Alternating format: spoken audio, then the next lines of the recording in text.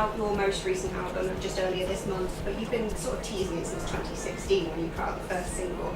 After such a long build-up, are you happy with how fans have been receiving it? Yeah, definitely. It's been a really cool way of releasing because people have kind of got a flavour of the album and we've got to kind of see how it's going down from that point. And then there's still been an extra 7 or 8 tracks that people won't have heard. That was 10. There's 10 tracks they won't have heard. There you are. So it's still new, fresh meat for people. So. Looking at sort of your Twitter so far, I've seen that it's been going fairly well with your gigs. But compared to everywhere else you've been, do you feel it's different in Leeds? Is there anything good about Leeds gigs in particular? Yeah, I think so. I mean, Leeds has always had an amazing music scene, and I think a lot of that's got to do with Slam Dunk. It really has it's become a sort of musical hub because of that.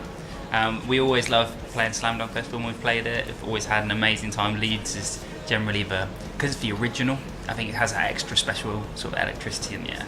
So you kind of can't wait to hear everyone just shout Yorkshire. Yeah, and that's a classic. And then you know they're there, and it's going to be a good gig. So yeah, I mean every band's got that same story where the first time a crowd chants that, they don't quite understand and they think it's rude. You mishear it a little bit. It's like, oh.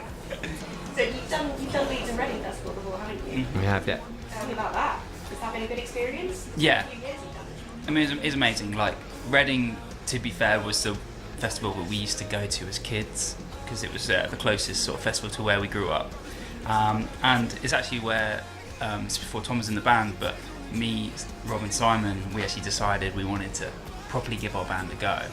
And then we got to play the BBC introducing stage at both festivals in 2010. 2011, maybe 2010?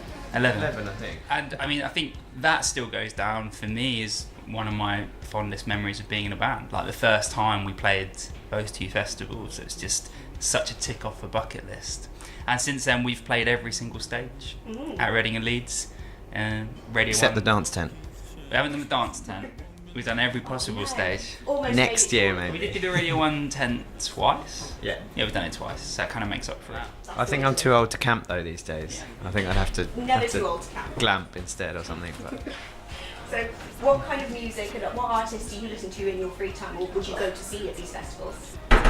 I mean, all sorts. To be honest, we do as a four have quite an eclectic music taste. I love doing in the summer is actually going to festivals like Wireless and Lovebox as well, and getting a little bit of something different. Some of them more pop side, some of them more sort of like hip hop and R&B artists that we like listening to. We do try and draw in a little bit of that sort of influence into our music because we do get an exposure to quite a lot of rock bands and rock festivals just through what we play. So in terms of like taking inspiration from other music, do you feel like you did something different with this album in particular? Do you think you're going for a slight twist on your sound at all? Because I've read a few reviews that say it's a bit different than your normal stuff. Yeah, and to be fair, that's something that people would have said quite rightly between our first two records. I think it's just our fans and our fan base know it's part of the deal. Being a Don Broco fan, you have to embrace somewhat an experimentation, and that's what keeps us interested as musicians. Though we're not interested in going into the studio and making the same record twice. We just try to create dynamic and drops within our music and pushed ourselves into the heavier realm, as heavy as Don Broco is going to be. So in terms of change as well, from watching the music videos that you've been putting out, I have to say they've always been a bit crazy. I enjoy that aspect. But especially for this most recent album, Mad.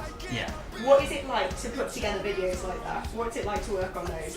Well, we've been quite lucky since the first single that came from this album, Everybody. We've been working with kind of the same production company, a company called Dominar, and they have some wacky ideas and some great kind of, some interesting storylines for us to play out. They are mad. Yeah. So, and that's great for us.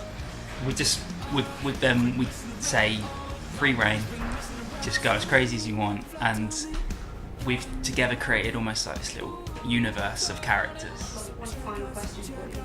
So if you would sum up this album in one word, what would that be? Just one. Crushing. Oh, I love that. Only because I stole that from you a second ago because you just said it.